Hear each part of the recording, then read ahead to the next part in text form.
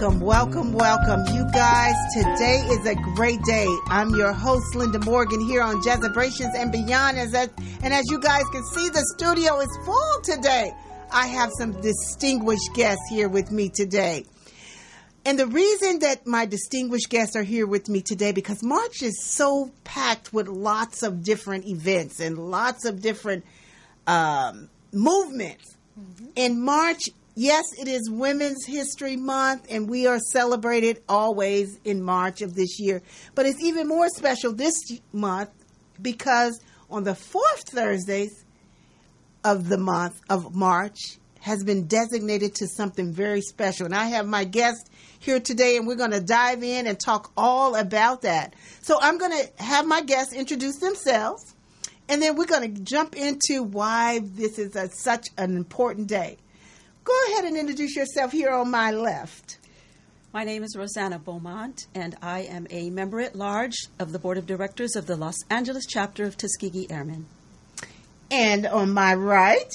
Good afternoon. My name is Monica Isabel, and I am also a board member of the Los Angeles chapter of the Tuskegee Airmen Incorporated, and I'm sitting here with another wonderful member as well. Yeah, my name is Ted Lumpkin, and I'm a documented original Tuskegee Airman and a past president of the LA chapter of Tuskegee Airmen. Absolutely. Yeah, you guys, I'm so excited. I can't even contain myself. Because as a legacy preservationist, that's my title. I do jazz and blues legacy preservation.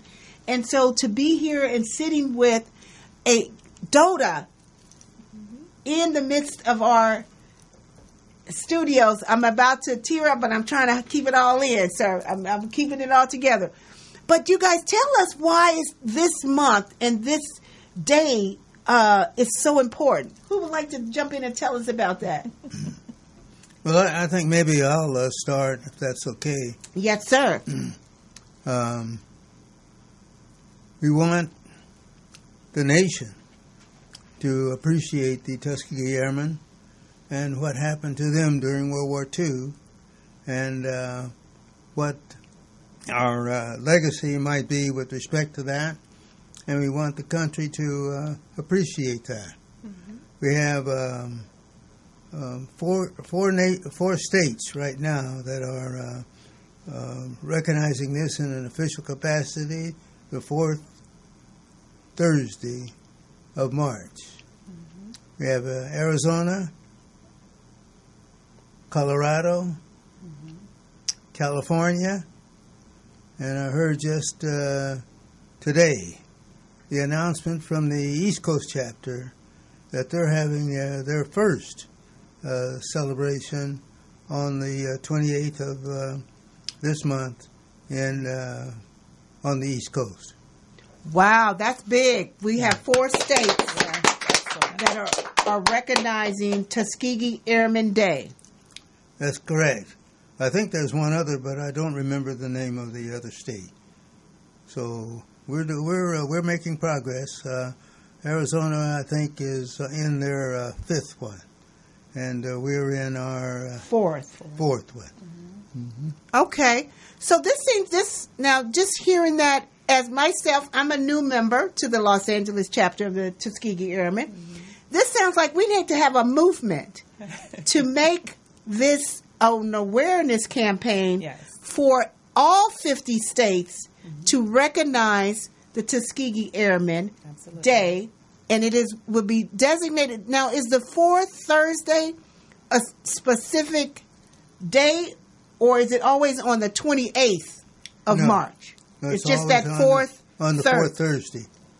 The fourth Thursday of March of each and every year. Okay. Mm-hmm. So that's pretty good because then any political could get behind that. Yes. Because it doesn't fall on a specific date, so it doesn't have to be legislatively, if I'm correct. We're talking about a day of the week. Yes. So we need to really think about that. If I have listeners in other states that you would like to champion this idea of having the Tuskegee Airmen Day in your state, Right now, we only have 4 to maybe 5 states, like Ted just said. Mm-hmm. Arizona, Colorado, California, and that East Coast state is New York. Did you say, Ted? Well, I'm not sure whether it's the District of Columbia, D.C. and the state. I'm not sure, but I'm sure it's D.C. Okay, so by having just 4, you could see the amount of improvement and work that can go into this. Yes. So as a new member, this has gotten me fired up already as to how we can do this movement through social media, through PR, because our members of the Tuskegee Airmen need to be recognized everywhere. And when I wear this jacket, my jacket is here in front, I wear it all everywhere. And I belong to the City Club downtown, Los Angeles. And every time I wear it, people are stopping me and talking to me. Oh, my uncle is in X, Y, and Z, and he was a Tuskegee Airman and blah, blah, blah. And so I started getting the names of these people and passing it on to Madam President, because that will be a connection to another state of Tuskegee Airmen. That's correct. Yes. Mm-hmm. And so we're grateful that we have our day, April the 28th. We're doing an event. That's why we're here to talk about it. Phenomenal. We inviting everybody. Are we inviting everybody? Yes, and that's Everyone. March 28th. March 28th at 5 to 7 at the Proud Bird. Yes. Correct. So we are. If you know where the Proud Bird is, we have the flyer up on the screen. Come out and meet our original dotas. We have how many in our chapter of dotas that will be in attendance? Do we know?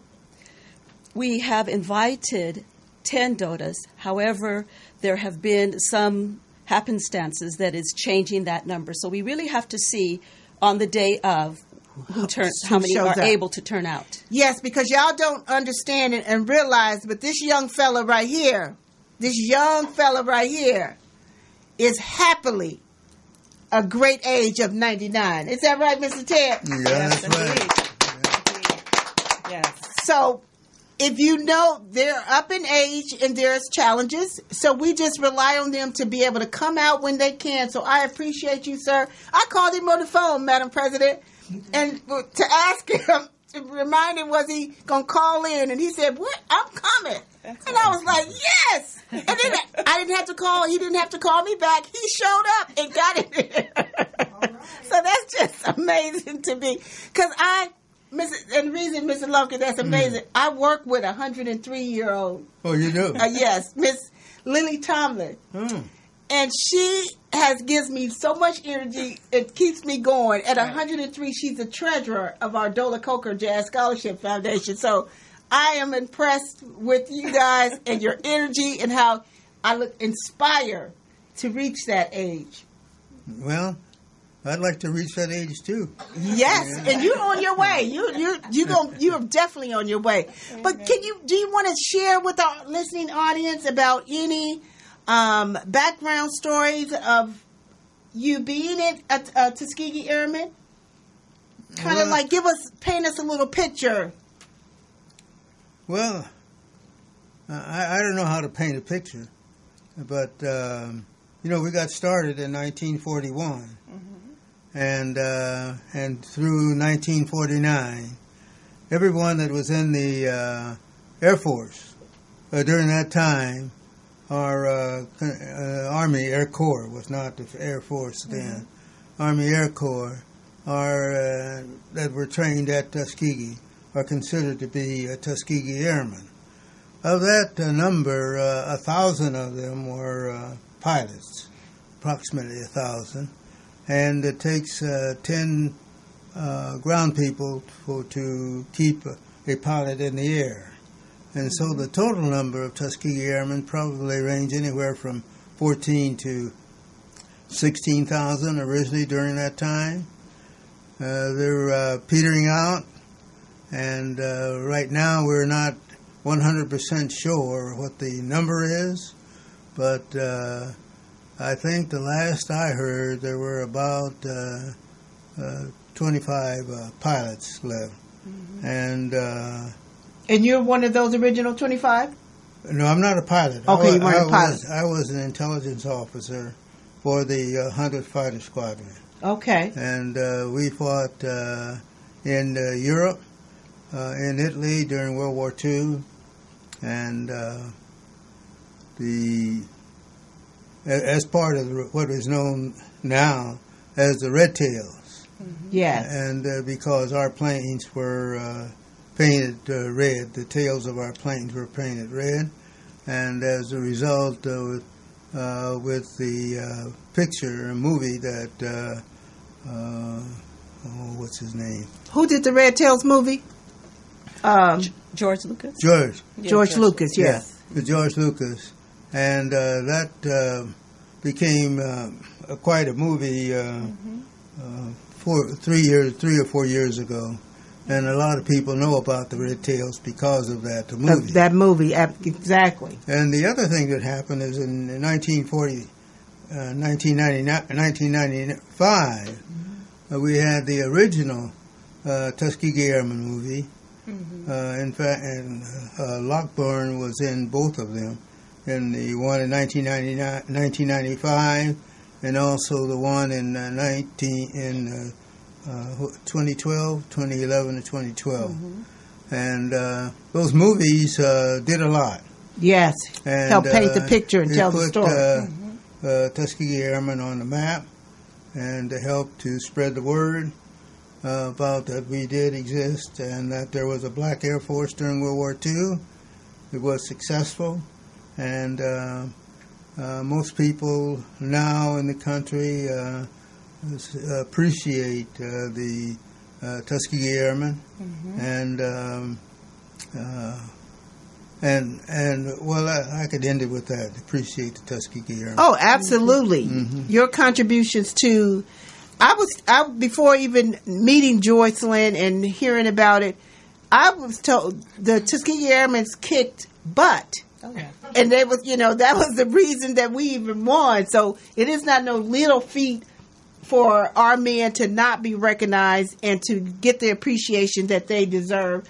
But this is now sparking so much in the back of my mind to make this a worldwide initiative. And I'm involved with lots of organizations that I know will get behind me in ensuring that this is in multiple states. Miss Barbara Perkins, you're out there. I'm calling you out, dear. Yes. We need to get behind this movement of making sure that this becomes a national movement to make the Tuskegee Airmen known in all 50 states. I think that's doable. We're not asking for no legislation for it to be a holiday or nothing like that. So it's easily. It's a done thing through the states. But we have a caller on the line, you guys. Thank you for calling. Who's calling in? Hello there. This is Jerry Hodges, another old Tuskegee Airman. Hi, Jerry. Hi, Jerry. Hello, Jerry. Yes, I'm sorry I couldn't be with you guys today, but I got this leg still in a cast, and it just don't want to move around too good. Oh, sir. But I'm there in spirit. That's what counts. Absolutely. And this is the best spirit for you to be able to call us on the line, and we still are able to hear your voice over the airwaves. You're kind. You're kind. Oh, thank you. Tell Linda, give her my blessings. I haven't seen her in such a long time. I know she's doing well. And I really want to thank her for carrying on, helping us to carry on this program. Absolutely. And we have Ted here in studio with us. Are you able to give us a little history about you? You mean about... like your title or your position or... Oh, my goodness. I'm 93 years old, and that's a whole lot of years. That's some good years, sir. and I've been working on and trying to enjoy them and get the best out of it every one of those years since I was old enough to remember. I was reading a book a few days ago written by Miss Wilkerson, I don't know what her name, about the migration of Afro-Americans from the South to north and western states. Yes. And as I read it, I said, "Hey, look at this. This is part of my life that she's talking about, because I could relate to things that she was saying, you know, about migration, like me migrating to California. I always say when people ask, I say I escaped from Arkansas in such and such a year, and they get a kick out of that. But in migrating here, I really never intended to stay in California. I just came here to complete my undergrad education, and then I was going to do something else somewhere else. Didn't know where, but that's what I was going to do. Now at 93, I have retired from 2 or 3 careers, and I'm just about ready to move away. I hope I'm not boring you people too much, but... Oh, no. Where you going? I said I'm ready to move away. I still haven't decided. Oh, you ready to get out of this hustle and bustle of California and go back to Alabama? Arkansas. Or someplace like that, yes. Yeah. I have a nephew that's working on a job where he travels around on the East Coast. And I said, now that's one thing that I probably would have enjoyed if I had been around at that time. If that opportunity had been around at that time.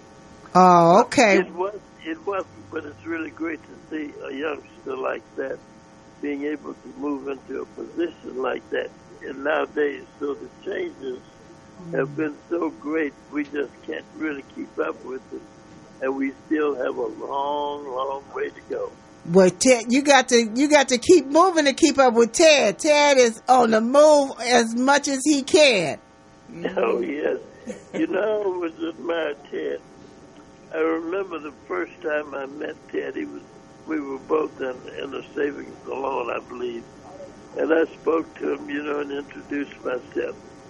And he looked at me and gave me a kind of cool reception. You know, I said, that's okay. I'm going to get to you yet. He said, keep on going. As it happens, we have really developed a great friendship. Yes. I've been traveling around with Ted here in Southern California. And it's always really a pleasure. He is driven most of the times. I'm along for the ride. I know. Always enjoy Ted. Driving at 99.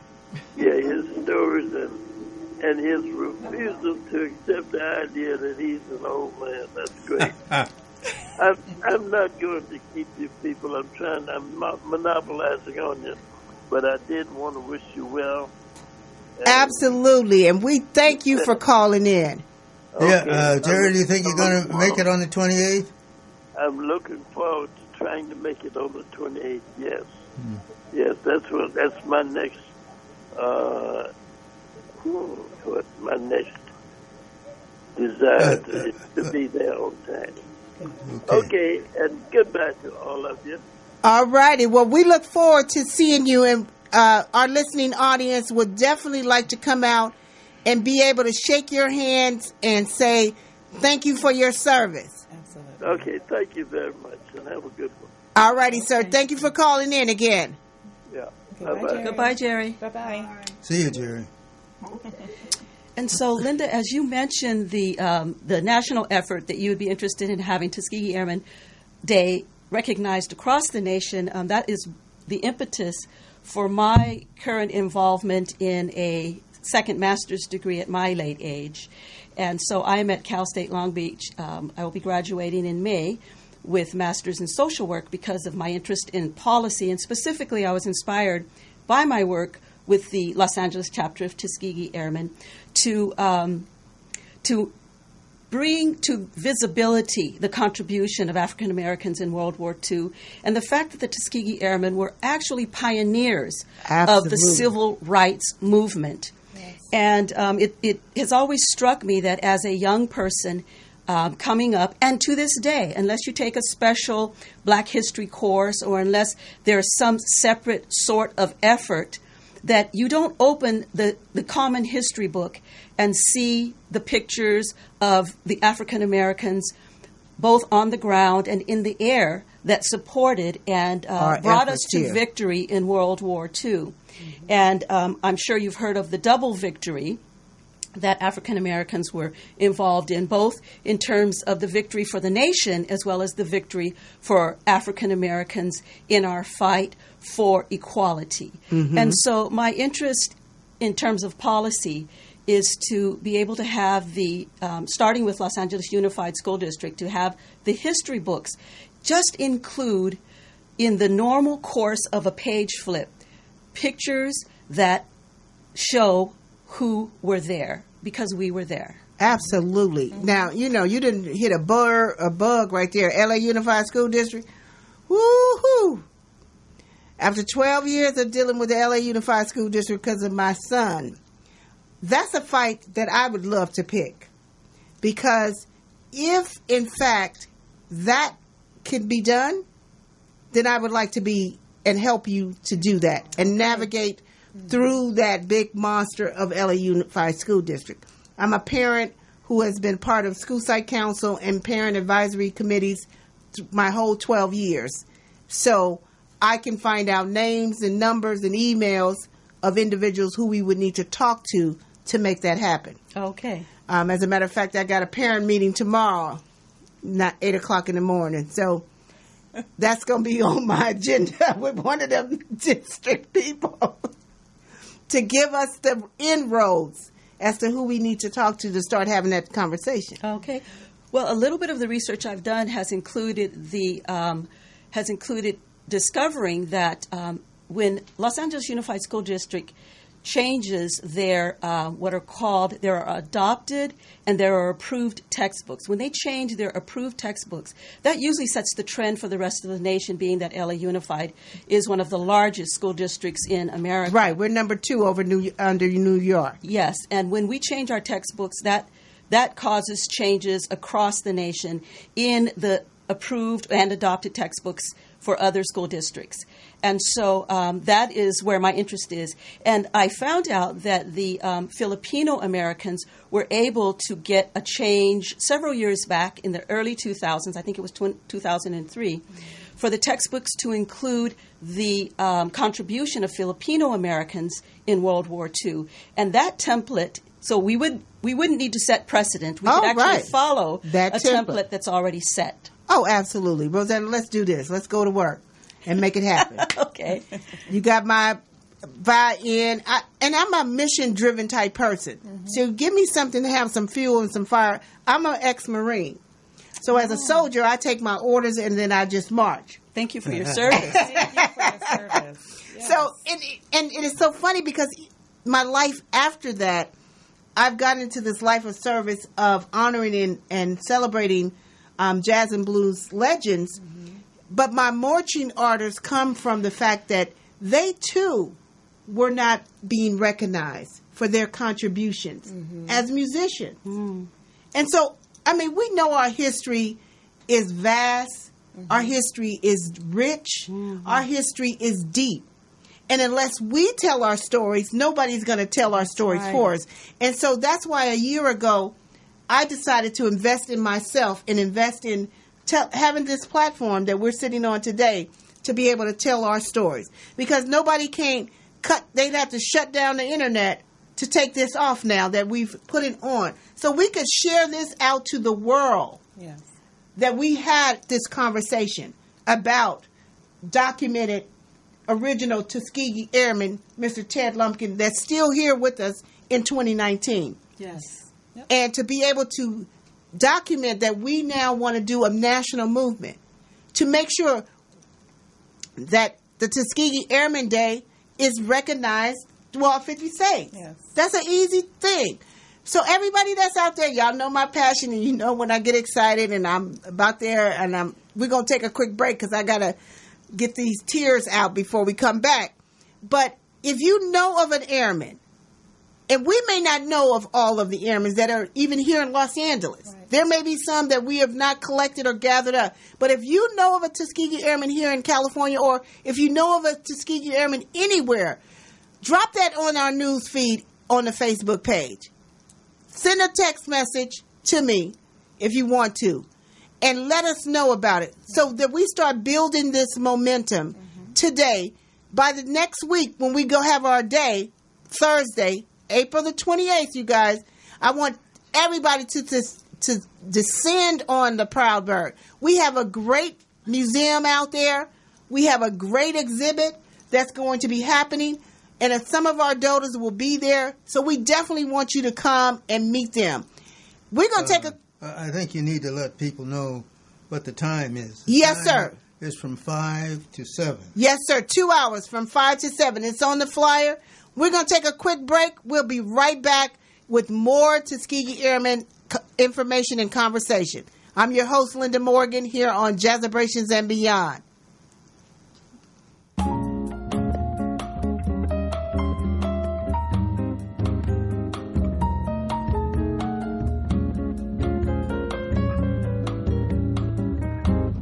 In a sentimental mood, I can see the stars come through my room, while your loving attitude lights up a flame that lights the gloom on the wings of every kiss. Drifts a melody so soft and sweet in this sentimental bliss. You make my paradise so complete. Rose petals seem to fall, it's all like a dream to call you mine. Ooh, my heart's a lighter thing since you made this night a thing divine. In a sentimental mood,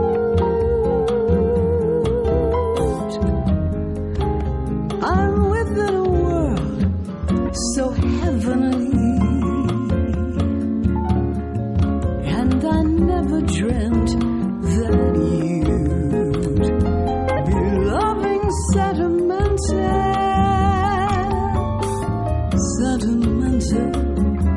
sentimental me.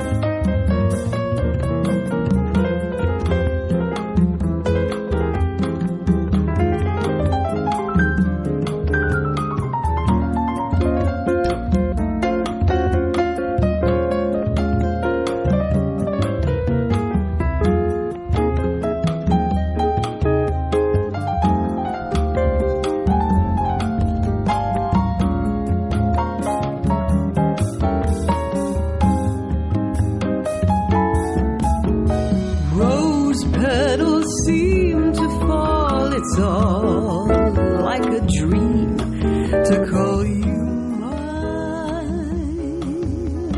Welcome back, you guys. I'm your host, Linda Morgan, here on Jazzabrations and Beyond. And you know I'm super excited about my guests that are here today. Again, we have Dota Ted Lumpkin here, right sitting beside me, along with my other distinguished guests that are, we're all members of the Los Angeles chapter of the Tuskegee Airmen. I just joined. I'm a newbie.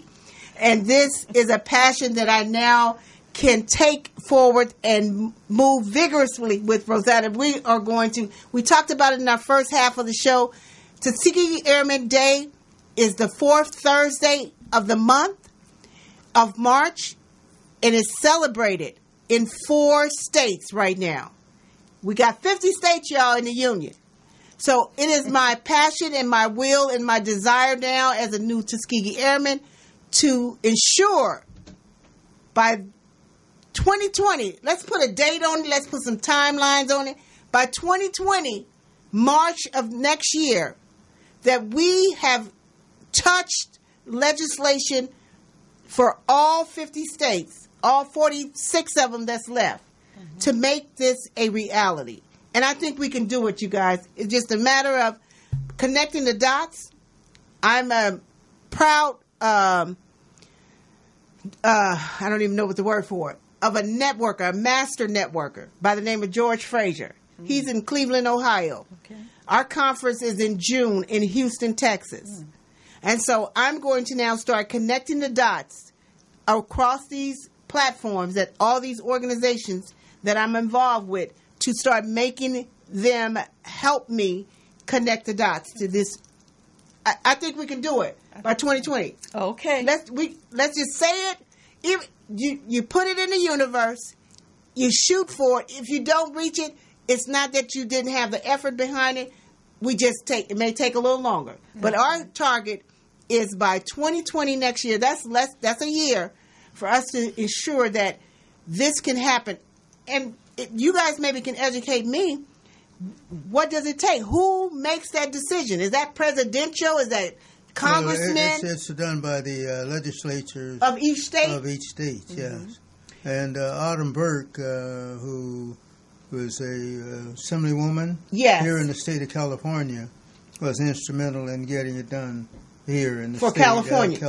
So what organization, who's the head of that? Because I want to go right there to who is the person who's the representative for all assemblymen in the House. Is that like Karen Bass? That's the caucus.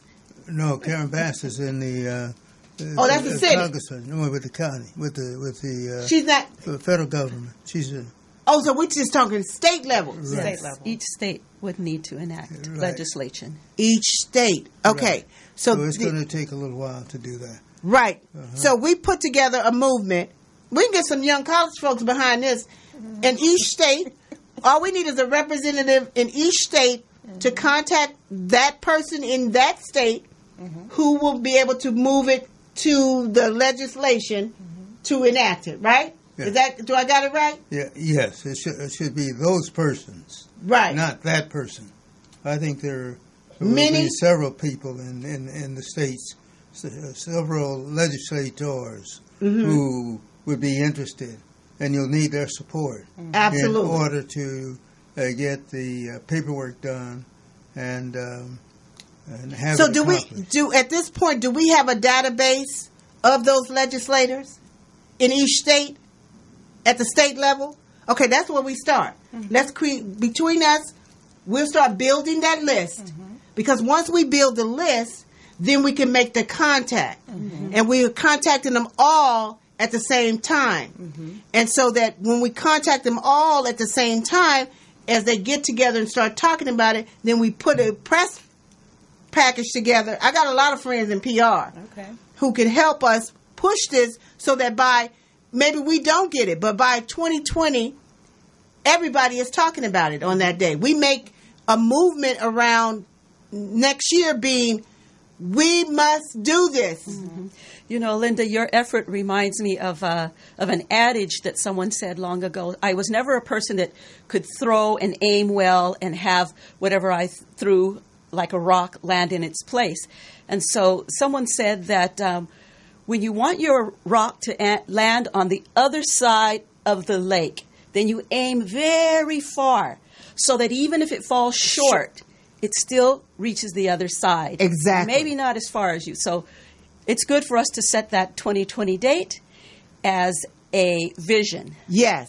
And so, and by us meticulously working it, I mean, in my mind, I put things out in the universe, and I ask the universe to return what I'm saying. Mm-hmm. So I'm saying to the universe, by March 2020, we would like to have the Tuskegee Airmen Day in all 50 states. We're in 4, so we only got 46 to go. Mm-hmm. So whatever that's going to take, we will reach out from next Thursday on to see our progress.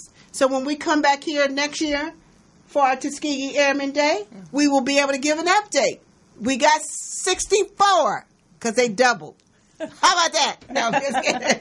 But that is our goal, is to make sure that, and then we could just continue this legacy. Yes. Bringing in our younger folks into this conversation. We have some young Tuskegee Airmen programs and scholarships that we can make. Oh, there's an idea right there. Just popped into download. Yeah, we do have a Tuskegee Airmen Scholarship Foundation. That's what I just thought of. And the foundation gives scholarships each year to 40 students nationwide. Yes, sir. And nationwide. Nationwide. The have them students do some research for us as part of that scholarship. Of that organization is right here in Los Angeles. It's a national and is closely aligned to the Tuskegee Airmen Incorporated. Yes. In that the chapters in the of the Tuskegee Airmen are those that work with the students in various cities. Yes, sir. To help them select them, and then the Scholarship Foundation pulls them together, looks at them, and decides on 40 of them to get the scholarship. And they are at the amount of $1,500 right now. Do they have a purpose with that scholarship? Do they do a paper? Do they have to write something? Yes, they do have requirements. They need to write something indicating what Tuskegee Airmen means to them, what's the significance of it, so that they will know about the Tuskegee Airmen. Absolutely. And they can carry on and help to spread the word. And you know what we could do with that? Going forward for next year, why don't we enact in that scholarship some kind of way for them to do some research, that they reach out to their legislation in their particular states to ask them about making Tuskegee Airmen Day possible in their state. So that could be their little community legacy part that they did in order to be. You know what I'm saying? So if you start that in that committee, we'll start the ball rolling. Yes. That just was a mental download that just came to me when I thought about the scholarship. So the scholarship committee, I'd love to have a meeting with them and ask, try to see how we can weave that into the requirements and to get the young people to start thinking about how to help us in this work. And that's supporting the legacy, supporting the passing of the legacy. And I just want to make a comment about why a legacy is important. So when you think about what's popular right now, the princes there in England, and Meghan Markle that just married Prince Harry. You think about the fact that princes and princesses, from the time they are born, are told how different they are, how special they are, and what they mean to the rest of the world, not just their family, but a community larger than themselves. And because they're imbued from an early age with the thought that I am important and it's not just me and what I do matters in a larger context, that sets the tone for how they live their life and what they think of themselves. Right. And that has been something that I believe is missing from African American youth and children, is that we have not had a legacy that across time reminds has been us, instilled in us, yes, instilled in us, and reminds us over and over again who we are and what we have to contribute, and the larger picture that everything we do is important too. And so knowing about the intelligence and the contribution, not just in terms of a kind of a theoretical or way out there kind of a concept, but in real boots on the ground and connection to history right here, why that is so important. Right, because Mr. Lumpkin, you said you was an intelligence officer, correct? Yes. See, we don't hear no stories about us being in the intelligence department of any of the armed forces. Right. I can probably not count on any hand when my 7.5 years of being a Marine that I knew of an African American man that was in the intelligence department. Well, you got to remember that at that time, World War II in the 40s, the fact of blackness was never connected with intelligence. In fact, it was the opposite. And Right. so you would find the avoidance of putting those two Together. kinds of concepts together. Lord, we got some work to do, y'all, but I am so glad, Mr. Lumpkin, that you are still here with us to even be able to continue to share this information, because the more we share, and I'm so grateful for social media. Some people don't get it. They don't understand it. But without social media, a lot of things would have not been discussed, and delivered to us right in our own cell phones. And such a broad audience. And yes, and it is worldwide. When I see the numbers that Mark Zuckerberg has acquired in his short 16, 17 years of time of this existence of his platform, think about the multiple platforms of social media that's out there. Instagram, this one just keeps coming up. Right. And we're able to now sit here and broadcast over this vast internet and reach all over the world. I have friends in Africa. I have friends in New Zealand. I have friends all over the place because of my jazz connection. And so they're able to take our show and share it out. And that's what's the beauty of social media. Please share. It may not be something that you want to see, but just share it. You may have friends who will connect with you because you shared it. People don't understand the whole social media. I wish I was just be able to just do some classes and just talk about just the one aspect of social media. Sharing. Stop being a hoarder and share the information that somebody gives to you. It is not for you to just keep. So share this out. Just hit the little button. Share. Don't worry about it. It's going to a broad range of your friends who have friends, and we're all connected some kind of way. So just feel free to share this interview. Yeah. Share what we're talking about. Have conversations about it. Because their history is our history. And their legacy is our legacy. That's right. And the more people know about their legacy, our legacy stories can be told. Y'all can't wait. My mind is going at 100 miles an hour. That's why I'm talking so fast. But I have so many friends that I'm going to connect with who are automators. They send out information at such paces that automates and goes out all over the world. Yes. And so,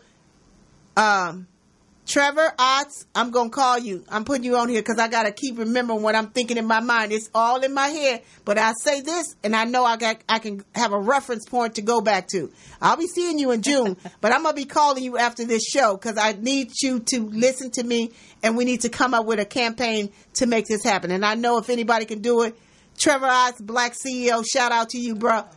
I'm coming at you. Well, the social media is something that we didn't have in our Exactly. day. We had word of mouth, and that really put us on the map in 1995.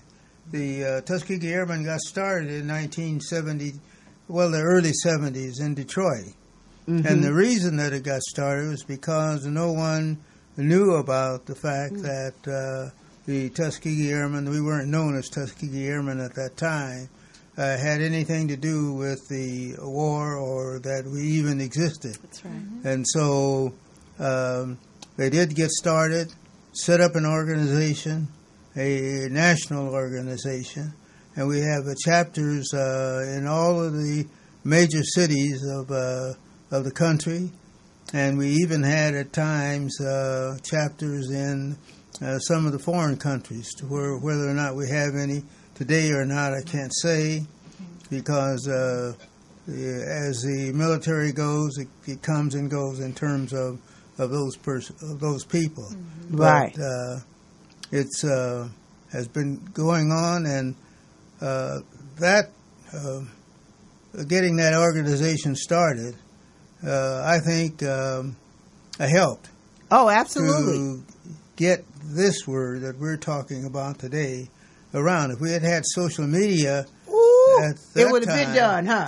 I think so. I think we would be so far ahead of where we are right now that we'd have to be talking about something else. I don't know what it would be in terms of communication and that kind of thing. Right. But communication has expanded so greatly and so exponentially, really. Yes. And that it's hard for the imagination to even realize or even think about what it is that has happened to the word of mouth.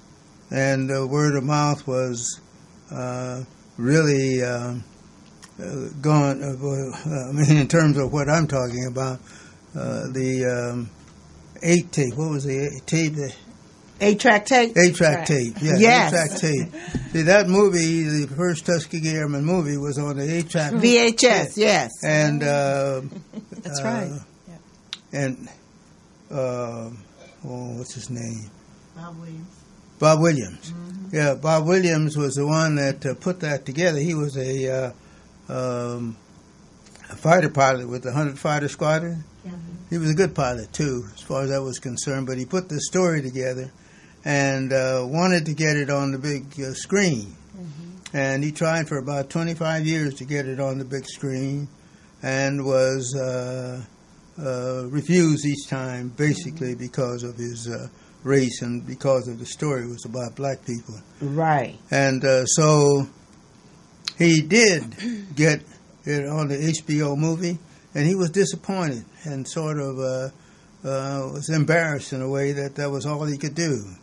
But I think that that started the movement right there. It really did, and not only did it start the movement, but it was a way that people communicated in those days. Yes.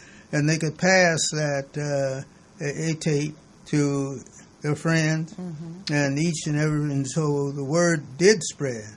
And it got to the point where you knew that things were happening because people were slowly being able to pronounce Tuskegee. That's right. They knew because you look at the word and you can't even pronounce it. No, they couldn't. So today, it's pretty universally known that when you see these jackets and things that we have now that helps to advertise the Tuskegee Airmen, mm-hmm. Most people can pronounce that word without having to stutter and wonder what in the heck it is or mm-hmm. or was. Absolutely, and that's the beauty of why it's important that we really make this day a visible, physical day in every state. Yes. And Linda, as you mentioned, the importance of communication and sharing information, and as Ted is talking about, the changes in communication across time, it brings to mind the fact that so many of the airmen, of course not all of them, but so many of the airmen are known for not making a big deal about their participation in World War II, mm-hmm. and including the fighter pilots. I know that it was late in my adulthood. Well, depends on how you look at adulthood, but it was, I would say, late in my adulthood, that I began to appreciate my father's work and role as a Tuskegee Airman. It was not something that he talked about. And recently, a couple years ago, when my brother was highlighted in a newspaper article for where he lives locally, for having a father that was a Tuskegee Airman. So many people came out of the woodwork telling us, we didn't know your father was a Tuskegee Airman.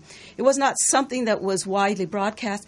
And it wasn't just common to my father, but other members of the LA chapter, like our membership chair, Sally Pratt, was married to a Tuskegee Airman 10 years before she ever knew he was a Tuskegee Airman.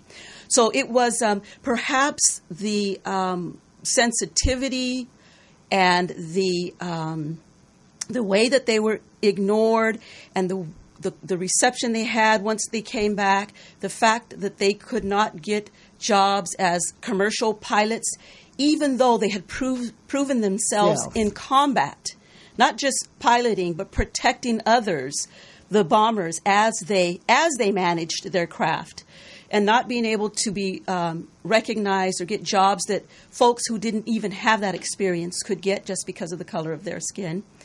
I don't know if that's part of the dynamic that did not encourage sharing, that caused a lot of folks to kind of be silent about that major contribution. But whatever the dynamic, I'm really grateful that Ted Lumpkin and a number of other folks are out with us sharing the legacy while we are yet here with the heroes among us. Yes. And that's the important part. It's because my organization is Living Legends. I give them the honor while they are alive. We need to get our stories out of our heroes while they can tell the story. We don't want someone else to secondhand tell Ted's story. Ted can tell us his story better than anyone else.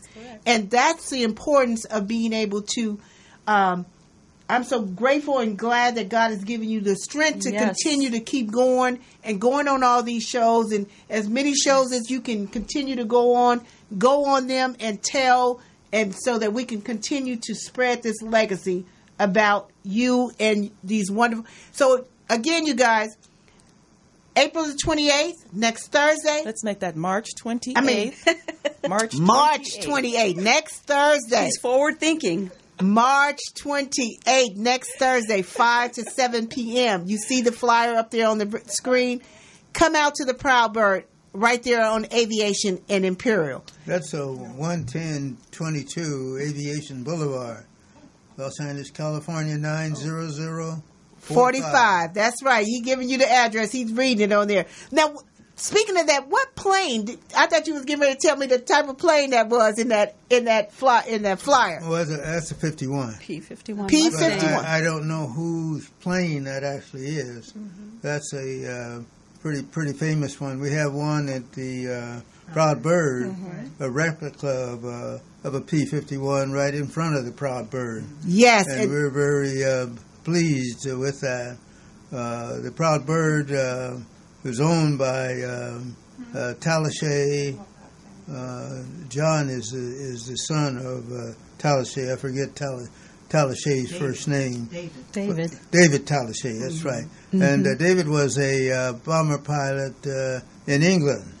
And he got to appreciate the fighter pilots. And I guess several years ago, many years ago now, he got to know members of the LA chapter of Tuskegee Airmen, and as a result of that, started to name one of his rooms the Tuskegee Airman Room. Exactly. And I think that this Tuskegee Airman Day, I believe, is going to be celebrated in the Tuskegee Airman Room. It is. At the Proud Bird. Yes. So you guys, that's a double treat. You get to come out to the Proud Bird, not only to meet the donors, but you are going to celebrate in the room at the Proud Bird that has been dedicated to them. Mr. Talashe, thank you so much, sir, for your willingness to write our history, not only write our history, but remember our history and display it at your establishment. And I know that lots of us have fought. I was one of the women who helped fight to keep the Proud Bird open years ago when the airport wanted to take it away. So I am one of those legacy members with an organization Lord, Wesson, 10th District. Uh-huh. 10th District Herb Steering. Wesson. Yeah, Herb Wesson, the 10th District Steering Committee. I was a committee member on that when they brought to us about the Proud Birds not getting their license to renew for 10 to 20 more years for the land. And you talking about some fighting women. Mm-hmm. Them women started fighting and writing, and next thing we know, the airport, he got his license. So thank you, sir, again for that. And we look forward to next Thursday coming out to the Proud Bird and celebrating our dotas that will be in attendance. It is, and I just took a picture with him and my son when my son came here early to drop my photos off. But just to be able to photograph yourself with one of these gentlemen is part of your legacy that you could pass on to your children. Even if you don't have children yet, you can be able to say, I took a picture with Mr. Ted Lumpkin, who is an original Tuskegee Airman.